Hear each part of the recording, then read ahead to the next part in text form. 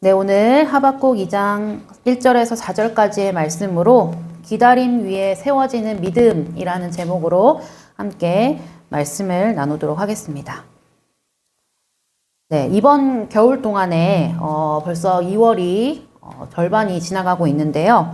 이번 겨울 동안에 여러분은 감기에 걸리거나 또한 몸살이 나셨거나 여러 가지로 몸이 안 좋아지셔서 병원에 가신 적이 있습니까? 저도 아이들이 코감기에 걸리거나 좀 열이 나거나 하면 병원에 가곤 하는데요.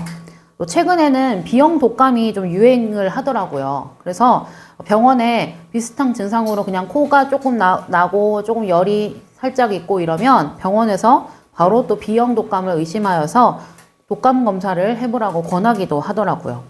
그렇게 해서 독감 검사나 코로나 검사처럼 이런 검사를 하게 되면 코에 검사 키트를 넣어서 검체를 채취해서 검사를 받지요.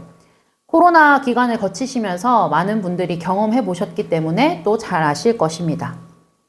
그렇게 검체를 채취해서 검사 결과를 기다리는 동안 잠시 대기실에 앉아 계세요 라고 하시죠. 그렇게 해서 저희도 저희 가정에도 검사 받았던 적이 있었는데요. 다행히 괜찮을 때도 있고 또 아닐 때도 있었지만 그렇게 검사를 하고 나서 병원의 대기실에서 기다릴 때면 마음이 어떻습니까?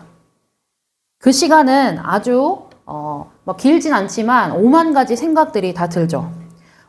이제 확진이면 어떡하지? 양성이면 어떡하지? 걸렸으면 이제부터 어떻게 해야 하지? 마스크부터 바로 씌워야 되나? 마스크부터 바로 써야 되나? 약은 이제 앞으로 어떻게 챙겨 먹지? 또 가족들과는 격리를 해야 되나? 열이 많이 오르면 어떡하지? 밤새 아프면 어떡하지? 등등 이런 걱정, 저런 걱정을 하면서 그 짧은 시간 대기실에 많은 생각을 하게 됩니다. 저는 이 상황들을 보면서 신앙생활 할 때도 이와 비슷한 일이 있다고 생각합니다. 우리의 고민과 어려움 중에 우리가 하나님께 질문을 던지고 또 간구의 기도를 하고 우리가 그 다음에 삶이라고 하는 대기실에 앉아서 어떻게 해야 할지 모를 때가 많이 있습니다. 기도는 이제 했는데 응답은 없는 것 같고 말씀은 붙들었는데 현실은 그대로일 때 말입니다. 이런 걱정 저런 걱정은 하지만 걱정만은 막 하고 있지만 마치 막상 일상에서는 또 현실에서는 어떻게 해야 할지 모르는 순간들이 바로 이 검사 결과를 기다리는 대기실에서와 같은 그런 순간들이 아닐까 싶습니다. 병원에서 진료를 받고 검사 결과를 기다리는 시간은 의사를 만난 순간 문제가 해결된 것은 아니었지만 검사 결과를 기다리면서 병원을 떠나지는 못하겠죠. 결과가 나올 때까지 그 자리에 머무는 것, 그것이 바로 그때 할 수 있는 일입니다. 오늘 본문 하박국 2장은 바로 그 기다림의 자리로 우리를 데리고 갑니다. 하박국 2장은 질문의 내용보다 질문 이후에 이 선지자, 하박국 선지자가 어디에 서 있는가를 보여주는 본문입니다. 오늘 말씀을 잘 보면 하박국은 하나님께 질문을 하고 묻고 난 뒤에 자리를 떠나지 않습니다. 질문한 후에 포기하지 않습니다. 그는 기다리는 자리로 나아갑니다. 우리도 일상을 살면서 오늘 주일 이후로 월요일, 화요일, 오늘 수요일까지 살아가시면서 하나님께 고민이 되는 지점 또 걱정이 되는 지점이 있을 때 하나님 어떻게 해야 할까요? 하나님 도와주세요 라고 질문 그리고 간구해놓고 그 다음은 우리가 어떤 자리에 있는가를 오늘 생각해 봤으면 좋겠습니다.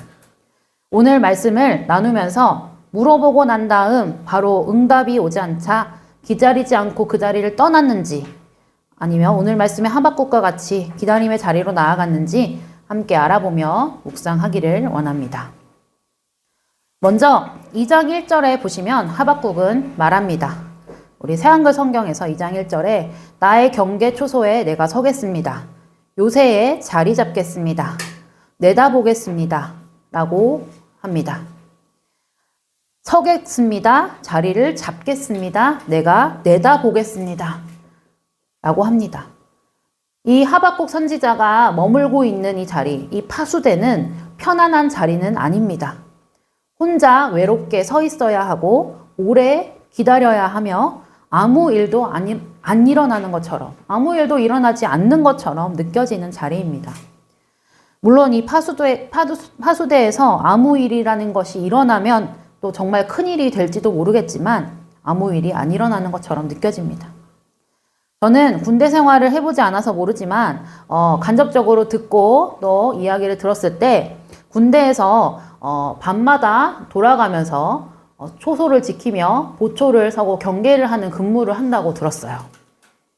그럴 때 이 밤중에 서는 이 보초는 대부분 조용하고 또 캄캄하고 앞에는 아무것도 안 보인다고 합니다. 아무것도 안 보이는데 앞을 바라보고 가만히 서 있어야 된다고 합니다. 다들 군대를 다녀오신 분들은 아실 것 같아요. 이 보초를 서는 초소에서는 아무 일도 없어 보이지만 그 자리에 서 있는 것 그 자체가 이미 중요한 임무입니다. 하박국도 마찬가지입니다. 하박국 선지자가 활동하던 시기는 유다의 말기로 바벨론의 침략이 눈앞에 닥쳐 있던 상황이었습니다. 바벨론이 강성해지고 바벨론의 힘이 점점점 세어지던 그런 시기였다는 것이죠. 그치만 유다의 상황을 돌아보면 유다의 상황은 하나님 앞에 바른 왕이었던 요시야 왕이 지나간 이후에 다시 타락한 모습이 나타나는 기간이었습니다. 유다에는 부패와 타락이 다시 확산되고 바벨론은 위협해오는 그런 시간들 가운데 하박국 선지자가 활동했다는 것입니다. 그 가운데 하박국은 하나님께 질문한 뒤 침묵의 시간 동안 그 자리를 포기하지 않았던 것입니다. 하박국 1장에서도 하박국은 계속해서 하나님께 질문합니다. 이런 부패와 타락 속에서 언제까지 하나님은 가만히 계실 겁니까? 왜 침묵하십니까? 하나님 이런 잘못된 점들은 가만히 보고 있어야 되는 겁니까? 라고 질문과 간구로 가득한 것이 하박국 1장의 모습입니다. 하박국은 하나님께 간구하며 질문한 후에 빨리 잡주시기를, 빨리 해결되기만을 바라는 감정에 중심을 두는 것이 아니라 그 자리에 머물러 있는 것으로 믿음을 보여줍니다. 이처럼 하나님께 기도하며 간구하고 그 이후에 우리가 어디에 서 있느냐는 굉장히 중요한 문제입니다. 이어서 하나님께서는 2절과 3절에 하박국에게 이 환상을 기록하라고 하시면서 말씀하십니다. 더디더라도 기다려라. 이 말씀을 보니까 하나님 되게 솔직하시다고 생각했어요. 그래, 다 왔어. 조금만 기다려. 곧 이루어질 거야. 그래, 다 왔어. 아직 한참 남았는데 다 왔어. 네, 예봄이 예린이에게 주로 그렇게 하거든요. 엄마 언제 도착해? 다 왔어. 그랬는데 아직 시간은 한참 남았어요, 사실은. 그런 달콤한 거짓말이 아니라 하나님께 솔직하게 얘기하시죠. 더딜 수도 있어. 더디더라도 기다려라. 우리가 방금도 얘기했듯이 차 타고 갈 때 내비게이션을 이제 찍죠. 그러면 내비게이션을 이렇게 목적지를 설정하면 도착 예정 시간이라는 게 떠요. 근데 그 도착 예정 시간이라는 게 출발하자마자 바로 막 1분씩 2분씩 막 줄어드는 게 아닙니다. 하지만 내비게이션을 켜면 모르는 길이었던 그 모든 길들이 우리가 가야 되는 목적지와 방향이 설정되어서 그 방향은 분명해지도록 이제 내비게이션이 인도를 하는 거죠. 지금 이 상황도 그렇습니다. 하나님의 말씀은 당장의 상황을 빨리 지금 당장 상황을 바꾸지 않더라도 우리가 가야 할 방향은 분명하게 하십니다.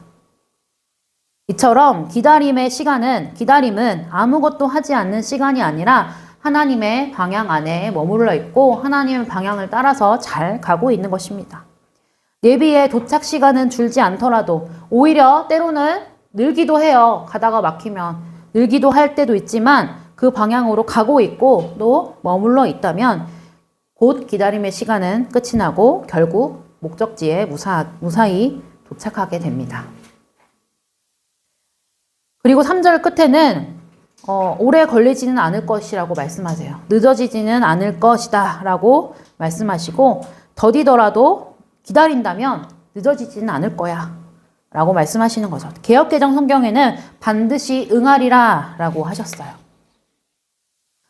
이 반드시 응하리라 그리고 늦어지지는 않을 것이다 라고 하는 이 말은 제가 아이들에게 곧 도착했어 그래 다 왔어 라고 하는 이 달콤한 그냥 거짓말이 아니라요. 구약의 모든 과정을 통하여서 우리는 알 수 있어요.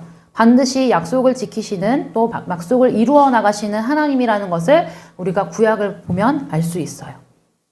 노아 하셨던 무지개 약속, 그리고 아브라함에게 하셨던 약속의 말씀들, 이스라엘 백성들에게 하셨던 약속의 말씀들을 우리는 기억하고 있어요. 그리고 그 말씀들을 그냥 다 왔어 그래 하고 그냥 빨리 덮어두려고 하는 그런 달콤한 거짓말이 아니라 하나님께서는 그것을 다 기억하시고 또 하신 말씀들은 다 이루시는 하나님이심을 우리가 알고 있습니다.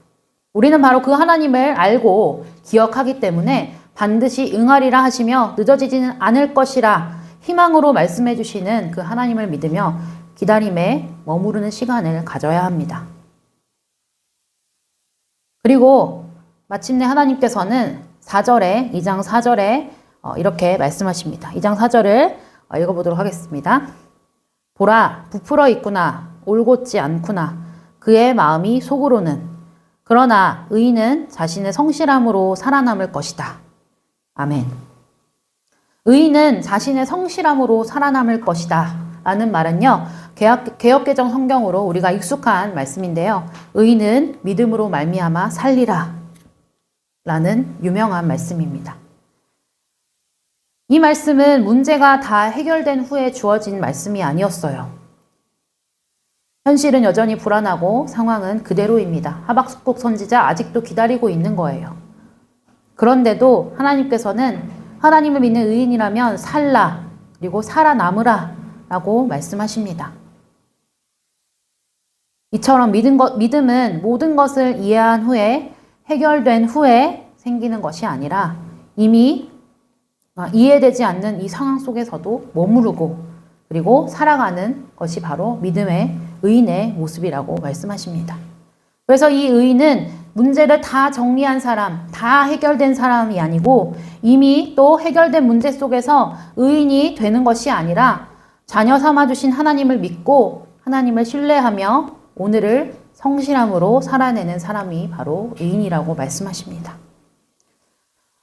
우리의 자녀들, 우리의 아들, 우리의 딸들은 뭔가를 잘하고 또 예쁘게 생겼고 잘생겨서 또는 시키는 대로 잘하기 때문에 말을 잘 듣기 때문에 우리의 아들, 우리의 딸이라고 인정하고 사랑을 줍니까?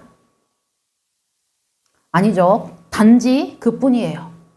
너는 내 아들이고 딸이기 때문에, 내 자식이기 때문에, 그렇기 때문에 자녀라고 인정하며 또 사랑할 수밖에 없지요.